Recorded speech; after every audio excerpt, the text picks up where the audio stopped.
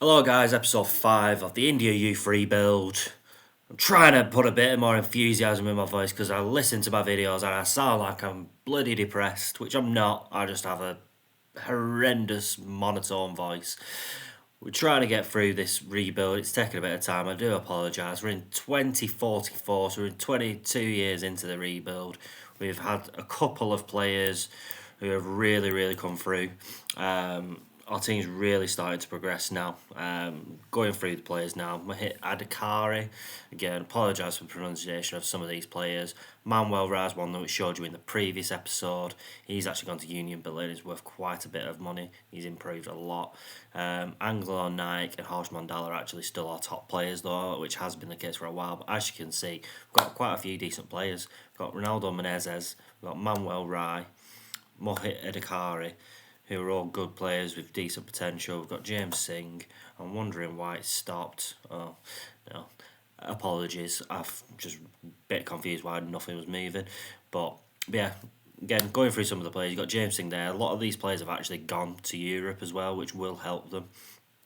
Sharp Mahantor's still there. As you can see, he's really towards the end of his career now. But yeah, Jonathan Tamang again at the end of his career, 32 years old, 143 goals over 120 odd games. Absolutely ridiculous record. Started off his career at Liverpool, spent a lot of time in Holland. Ajit Lobo is the goalkeeper I showed you in the previous episode. He's still yet to play for Roma. He's only 20, but he's played 28 times for India. Marcus D'Souza, one of actually, he's very weirdly went to Nice and has played as well for Nice. Ronaldo Khan, another youngster that's come through at Sevilla. It's like the third or fourth one that's happened with now. Rahul Pasha is another centre back that's come through, and again he's got a lot of potential. He's definitely going to be a first team player. He's already in the first team now. Well, it actually says under 23s, but he has been called up. He has been playing for us. Aran Mundal, a winger. Sunil Babu, pretty sure another winger, and again another Sevilla player. Absolutely crazy. I don't understand what's going on. So maybe they have some sort of Indian ownership or something. I don't know. It's just some sort of thing that's built into the game. But they just seem to be producing players and players and players. Showing you a few of the older players now. Saman Rai, 36 years old, still there on the game. Peter Maitai, 36 years old as well. They were the two that came through in the very first season, if you remember. Unfortunately, they don't get into the team anymore, but absolute legends for India. Fantastic records. Going through some of the fixtures, going all the way back to 2040. I'm pretty sure I did show you this in the last episode.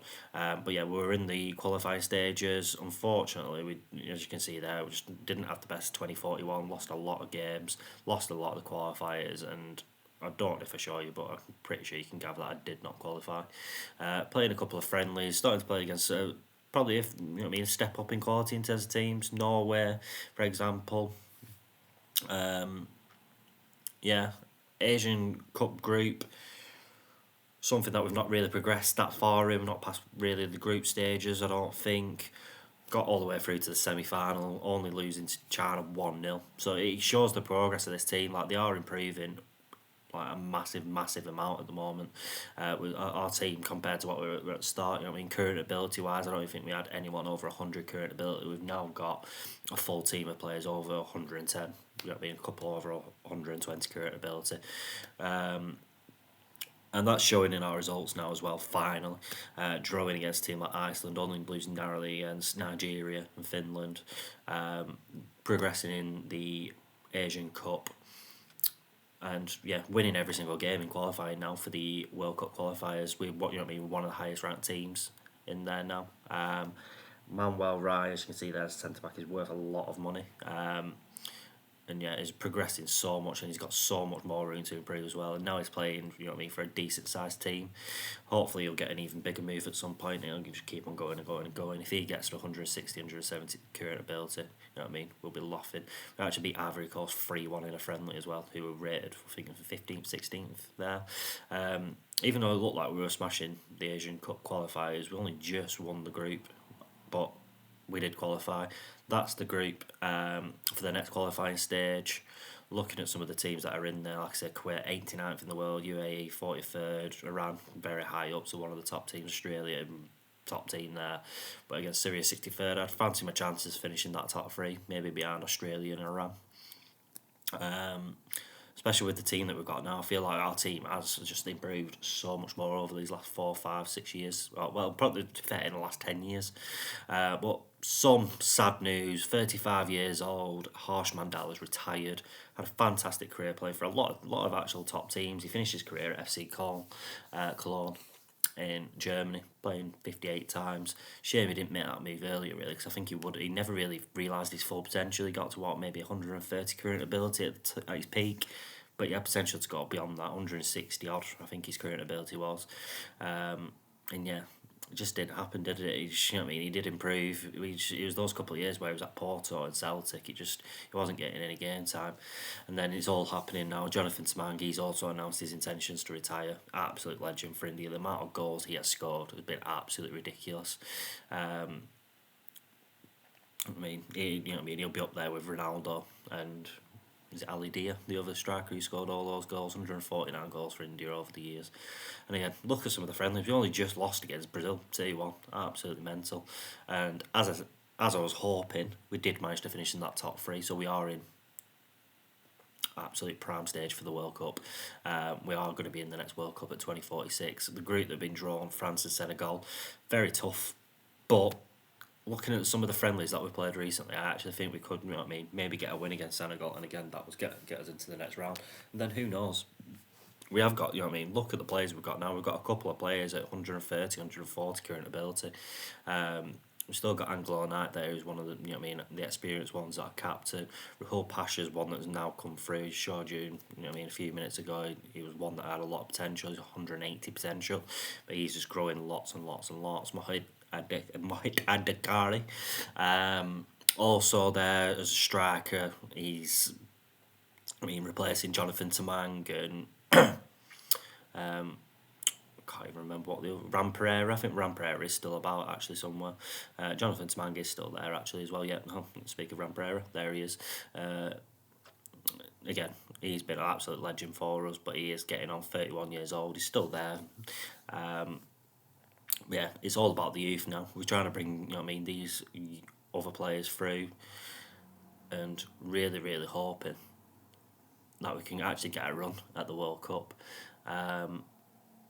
We've just obviously got to see how we've done. Like, our team compared to what it was in the last World Cup is so much better. We just really need to hope that we get maybe a little bit of luck and get the results going our way, I guess, because we've got you know what I mean, I'd say a really, really good team. Again, just going through some of the other youngsters that we've got Anglo Singh there, who looks like a decent prospect. Ashok Singh there, again, he's a striker who's got a bit of potential. Manas Clark there, who didn't actually go on, but he's another one with potential. And then how about this for a result? Also, we got battered by Italy in the last World Cup. In preparation for the World Cup, we had a friendly against Italy. Italy actually won the World Cup as well that year. And we lost. We lost. We won 3-2. Absolutely crazy. And we deserved to win the game as well, which was absolutely mental. So going into this World Cup, you know what I mean, we've got to be confident of actually doing something and getting somewhere. Against a team like France, don't get me wrong, it might be a bit of a difficult one. But that game against Senegal, hopefully we can win that game, get through to the next round, and just see how we do. Look at that game. -6 temperature is expected. We're playing in China. It's going to be a bit of a cold one. But yeah, first game of the World Cup up against France. Huge game for us. You know what I mean? If we win this one, happy days. Again, maybe we could even get a draw. 0-0, and it's going that way. Bit of a boring game, but we'll absolutely take it every single day of the week. And as you can see there, it actually took France until the second half, quite a while to actually get any shots going, any shots on target. Making a couple of changes, trying to really hold on to what we've got. A draw would be a huge result in the grand scheme of things. And yeah, France, slightly better team, as you can see from the stats, but really not really by much, and amazing, to be honest. It's really showed the progression of this team. We did manage to get a draw. And a win, basically, here will take us through. A draw potentially could also take us through, but then that would mean we'd have to rely on Senegal and France being a draw, so then every game in the group would have been a draw, and then I'm not actually sure how that's going to work. Maybe if it'll go off goals scored, so we need some goals, basically. And in the 19th minute, we got one. Got our first goal of this World Cup, and it was Ronaldo Khan with the goal. Mario Singh setting it up. Unfortunately, it didn't stay that way, because that would have meant we'd go straight through. And boop, for Senegal equalised. Did go 2-1 up, but unfortunately it went to VAR and the goal got ruled out for offside. Mahita Dakari. Like I say, we're just really needing that goal, to be honest. Making a couple of changes, bringing on the legends, Ramprey and Jonathan Tamang, hoping they can do it for us in their last ever World Cup, more than likely anyway, their last ever World Cup. But unfortunately, it wasn't to be. Finished 1-1. We should have won. Look at the stats. We had 2.4 expected goals. We should have won the game. It's really disappointing that we didn't. Likely now. In fact, saying that, if France win, we still go through. I think we'd still go through anyway, looking at it. And that is actually how it ended. Absolutely mental. France going out. Every single game was a draw. There was 2-0-0s. France didn't even score a goal. Both games 0-0. Fair looking at the stats. They didn't play brilliantly again either, did they? I think out of all the teams, I was the one that deserved to go through. Because of the Senegal game, I should have absolutely battered them. France didn't really have the better of either team. Luca Digne is their manager, by the way, out of interest. It's a bit of a strange one. I can't really imagine him as a manager for some reason. But yeah, we qualified for the second round of the World Cup, obviously, for the very first time. And guess who we come up against? England. Had to be England. Looking at some of the English players, obviously there's no one there of any sort of recognition. We don't really know who any of these players are. We've gone, way past 24 years into the game now. So there's not any real players still about, obviously, other than managers. Not really expecting to get anything from the England game, to be honest. Massive underdogs, aren't we? Like, our team has improved a lot, but I think if I looked at the ability of the England players, I guarantee they'd all be 160, 170. Which I'm pretty sure I did. And again, then that'll probably be the bottom for them. They'll probably have some players at 170, 180 current ability.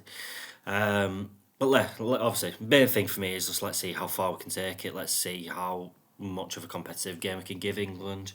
A lot of the players that we've got in this squad are really young. They'll still be here in the next World Cup and potentially even the World Cup after that. We are coming towards the end of the series. I don't plan on doing much more, definitely one more episode, maybe another two. If we win the World Cup by that point, we're fantastic. If we get to, a final, win an Asian Cup, that's just how it's going to be. I'm not going to keep on going until I win a World Cup or until I win an Asian Cup. I'm probably just going to do the next cycle, probably. I'll let these players have their next cycle, and then maybe do one where I just literally go on holiday for 50 years and just see how it ends. But yeah, as you can see, this game 0-0 at the moment, 63 minutes into the game. I'm trying everything I can just to get a bit of an advantage, see if we can nick a goal. Obviously, it'd be absolutely unbelievable if we could. Unfortunately, at the moment, it's still 0-0. Not really creating much. Bring on a few players. Hope for a bit of a change. Jonathan Tamang, obviously the legend, our top goal scorer ever for India. See if he can make a bit of a difference. But unfortunately, on the 70th minute, England did take the league. Taiwo with the goal. Looking at it, keeper potentially should have done better with that. With the stats, though, you see it 1.3 XG compared to our 0.2. England did deserve to win the game, and they did indeed win the game, going through. But yeah, overall, though, good performance in my opinion in the World Cup, qualifying for the next round. It was a tough group. Really close game against England as well, as one of the top teams in the world. So, yeah, fairly happy with that. It is the end of the episode, guys, as well, so please like and subscribe. Next episode will be up very soon. Getting towards the end of the series now, so yeah, stay tuned, see what happens.